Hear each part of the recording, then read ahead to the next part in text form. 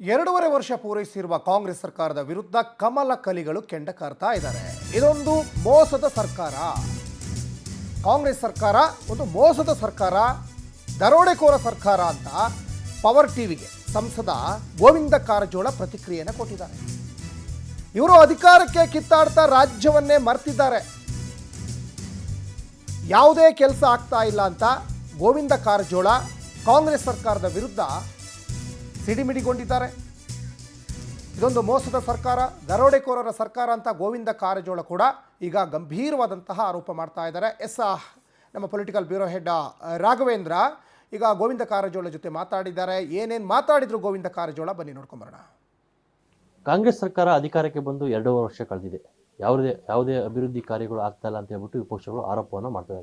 ನಮ್ಮ ಜೊತೆ ಮಾಜಿ ಸಚಿವರು ಹಾಗೆ ಸಂಸದರಾಗಿರ್ತಕ್ಕಂಥ ಗೋವಿಂದ ಕಾರಜೋಳ ಅವರಿದ್ದಾರೆ. ಸರ್, ನಿನ್ನೆ CM ಅವರು ಒಂದು ಸ್ಟೇಟ್ಮೆಂಟನ್ನು ಮಾಡ್ತಾರೆ.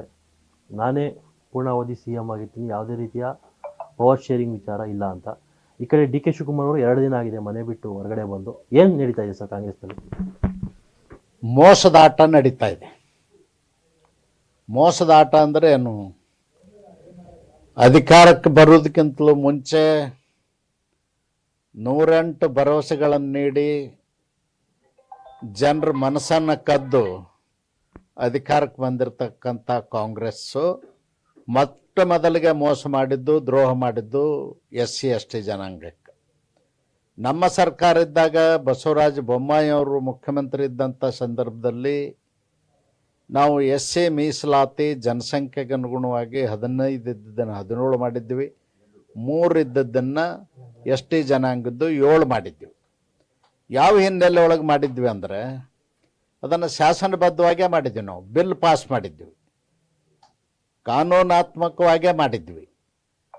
ಸ್ವಾತಂತ್ರ್ಯ ಬಂದ ನಂತರ ದೇಶದಲ್ಲಿ ಮೊಟ್ಟ ಮೊದಲಿಗೆ SC ಮೀಸಲಾತಿ ಬಂದಾಗ 1950ರಲ್ಲಿ SC ಜನಾಂಗದಲ್ಲಿ 6 ಜಾತಿಗಳಿದ್ದು, ST ಜನಾಂಗದಲ್ಲಿ 6 ಜಾತಿಗಳಿದ್ದು. ಇವತ್ತು SCಯಲ್ಲಿ 101 ಜಾತಿಗಳಾಗಿದೆ, STಯಲ್ಲಿ 56 ಜಾತಿಗಳಾಗಿದೆ. ಅವೆಲ್ಲ ಕಾನೂನುಬದ್ಧವಾಗಿ ಆದದ್ದರಿಂದ ಜನಸಂಖ್ಯೆಗೆ ಅನುಗುಣವಾಗಿ ಹೆಚ್ಚು ಮಾಡಿದ್ದು. ಇವತ್ತು ಸರ್ಕಾರ ಬೇಜವಾಬ್ದಾರಿಯಿಂದ ಸಿದ್ದರಾಮಯ್ಯನವ್ರಿಗೆ ಎಳ್ಳಷ್ಟು ಕಳಕಳಿ ಕಾಳಜಿ SC ST ಜನಾಂಗದ ಬಗ್ಗೆ ಇಲ್ಲ. ಕೋರ್ಟಲ್ಲಿ ಯಾರೋ ದಾವೆ ಹಾಕಿದಾಗ ಅಡ್ವೊಕೇಟ್ ಜನರಲ್ ಅವರು ಅಪಿಯರ್ ಆಗಬೇಕಾಗಿತ್ತು. ಅಧಿಕಾರಿಗಳು ಎಲ್ಲ ಮಾಹಿತಿಯನ್ನು ಅಡ್ವೊಕೇಟ್ ಜನರಲ್ ಅವರು ಕೊಡಬೇಕಾಗಿತ್ತು. ಸ್ಪೆಷಲ್ ಕೌನ್ಸಿಲ್ ನೇಮಕ ಮಾಡಬೇಕಾಗಿತ್ತು. ಯಾವುದನ್ನೋ ಮಾಡದೇ ಕೋರ್ಟಲ್ಲಿ ಸ್ಟೇ ಆಗಲಿಕ್ಕೆ ಬಿಟ್ಟಿದ್ದಾರೆ. ಇದನ್ನು ನಾನು ಖಂಡಿಸ್ತೀನಿ.